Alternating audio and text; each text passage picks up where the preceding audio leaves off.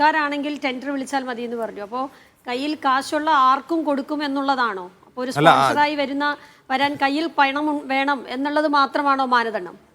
അത് രണ്ടാം ഘട്ടത്തിലേക്ക് ഷർഫയിലേക്കും നിങ്ങളിലേക്കും വരുമ്പോൾ അത് ആ പ്രധാനപ്പെട്ട പോയിന്റാണ്.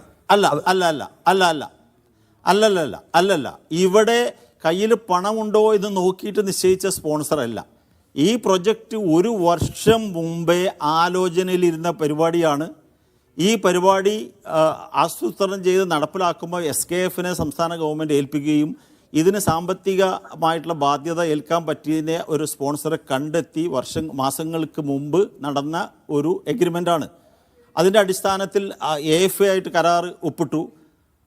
അതിനുശേഷം കേരളത്തിൽ കളിക്കാൻ പറ്റുന്ന 2 സ്റ്റേഡിയങ്ങൾ തിരുവനന്തപുരവും കൊച്ചിയും രണ്ടും പരിശോധനയിൽ ഏറ്റവും അനുയോജ്യമായ സ്റ്റേഡിയം കൊച്ചിയാണെന്ന് കണ്ടെത്തിയതിൻ്റെ അടിസ്ഥാനത്തിൽ അന്താരാഷ്ട്ര നിലവാരമുള്ളൊരു സ്റ്റേഡിയമായി നവീകരിക്കാനുള്ള പ്രവർത്തനങ്ങൾ ആരംഭിക്കുമ്പോഴാണ് ഈ ചർച്ച വന്നത്.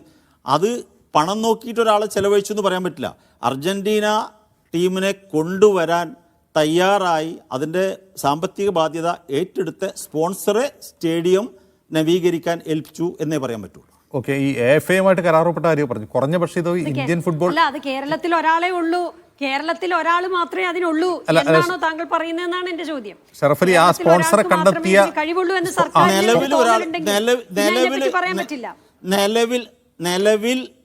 നിലവിൽ ഒരാൾ മാത്രമേ തയ്യാറായി വന്നിട്ടുള്ളൂ.